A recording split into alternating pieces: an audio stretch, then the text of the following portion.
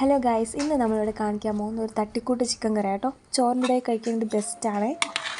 അതിന് ആദ്യം ആവശ്യമുള്ള ഇൻഗ്രീഡിയൻസ്: സവാള, കൊച്ചുള്ളി, തക്കാളി ഇങ്ങനെ ചെറുതായിട്ട് നീളത്തിൽ അരിഞ്ഞത്, ഇഞ്ചി കൊത്തി അരിഞ്ഞത്, പച്ചമുളക്, അതുപോലെ തന്നെ വെളുത്തുള്ളി. ഇനി ഇതിനകത്ത് എന്തൊക്കെ ഇൻഗ്രീഡിയൻസ് ഉണ്ടെന്ന് വെച്ചാൽ, ചിക്കനിൽ മുളക് പൊടി, മല്ലിപ്പൊടി, കുരുമുളക് പൊടി, ചിക്കൻ മസാല ഇവയെല്ലാം കൂടെ മിക്സ് ചെയ്ത് ഒരു 10 മിനിറ്റ് വെച്ചിട്ടുള്ളതാണ്. എന്നിട്ട് നമുക്കിത് പ്രിപ്പയർ ചെയ്യാനായിട്ട് ആദ്യം നമുക്ക് അടുപ്പിലേക്ക് ഒരു പാത്രം വെച്ച് കൊടുക്കാം. അതിലേക്ക് പച്ച വെളിച്ചെണ്ണ ഒഴിച്ച് കൊടുത്ത് അതൊന്ന് തിളച്ച് വരുമ്പോഴത്തേക്ക് നമുക്കതിനകത്തേക്ക് നമ്മൾ അരിഞ്ഞ് വെച്ചേക്കുന്ന വെളുത്തുള്ളി ഇട്ട് കൊടുക്കാം.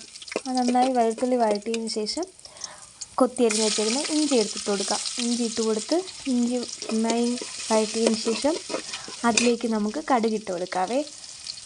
കടുക് പൊട്ടി വരുമ്പോഴത്തേക്കും നമുക്കതിലേക്ക് കുറച്ച് കറിവേപ്പില നന്നായിട്ട് ഇളക്കുക കേട്ടോ.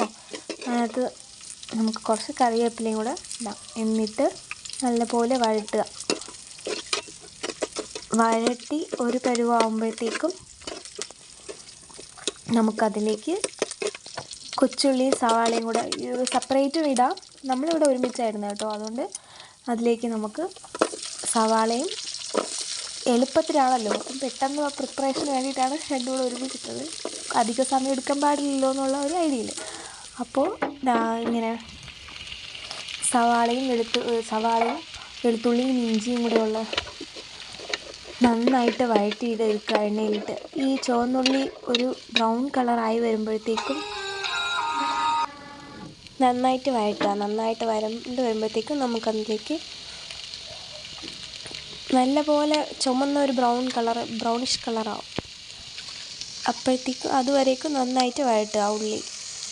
എന്നിട്ട് നമുക്കതിലേക്ക് പച്ചമുളക് ഇട്ട് കൊടുക്കാം. നമ്മൾ ചെറുതായിട്ട് കീറി മുറിച്ച പച്ചമുളക് അതിലേക്ക് ഇട്ട് കൊടുക്കുക. എന്നിട്ട് നമ്മൾ അതിനകത്തേക്ക് തക്കാളി, നമ്മൾ അരിഞ്ഞു വെച്ച തക്കാളി ഇട്ട് കൊടുക്കുക. നന്നായിട്ട് വഴറ്റിയിട്ട് നമ്മൾ ഓൾറെഡി എല്ലാം കൂട്ടൊക്കെ ചേർത്ത് വെച്ചേക്കുന്ന ചിക്കൻ അതിലേക്ക് ആഡ് ചെയ്ത് കൊടുത്തിട്ട് ഒന്ന് ഇളക്കി എല്ലാം കൂടെ ഒന്ന് മിക്സ് ചെയ്തതിന് ശേഷം നല്ലപോലെ ഒന്ന് മിക്സ് ചെയ്യുക. ഇത് നല്ല നാടൻ കോഴി കേട്ടോ. അതുകൊണ്ടാണ് ചിക്കൻ സൈസ് തന്നെ കുറവായിരിക്കും. അപ്പോൾ നന്നായിട്ട് ഇങ്ങനെ ഒന്ന് അപ്പി വെച്ചതിന് ശേഷം അടച്ച് വെച്ചിട്ട് തുറക്കുമ്പോൾ ഈ ഒരു പരുവത്തിന് കിട്ടും. വെള്ളമൊക്കെ ചെറുതായിട്ടേ ഊറി വന്നിട്ടുള്ളൂ കേട്ടോ. അപ്പോൾ ഇങ്ങനെ നന്നായിട്ട് നമുക്ക് ഇളകി കൊടുക്കുക. എന്നിട്ട് നമുക്ക് ഇതിനകത്തോട്ട് ഇനി കൂടുതൽ സ്പൈസിക്കൊക്കെ വേണ്ടിയിട്ട് നമ്മൾ കുറച്ച് തേങ്ങാപ്പാൽ എടുത്തിട്ടുണ്ടായിരുന്നു. അതിനകത്ത് മഞ്ഞൾപ്പൊടി, നേരത്തെ ചിക്കന് ആവശ്യമുള്ള മഞ്ഞൾപ്പൊടി, മുളക് പൊടി, മല്ലിപ്പൊടി, ചിക്കൻ മസാല എന്നിവയെല്ലാം ചേർത്ത് മിക്സ് ചെയ്ത് ഒഴിച്ചു കൊടുക്കുക. എന്നിട്ട് നല്ലപോലെ ഒന്ന് ഇളക്കി കൊടുക്കുക. നന്നായിട്ട് ഇളക്കുക. ചിക്കൻ പൊടിഞ്ഞു പോകാൻ ചാൻസ് ഉണ്ടാകുന്നു. പതിയെ ഇളക്കിയിട്ട് അടച്ച് വയ്ക്കുക. അടച്ച് വെച്ച് ഒരു 20 മിനിറ്റ് നല്ലപോലെ വെന്തതിന് ശേഷം ഈ ഒരു പരുവാകുമ്പോഴത്തേക്കും കറി റെഡിയായി. ഇതാണ് നമ്മുടെ റെസിപ്പി.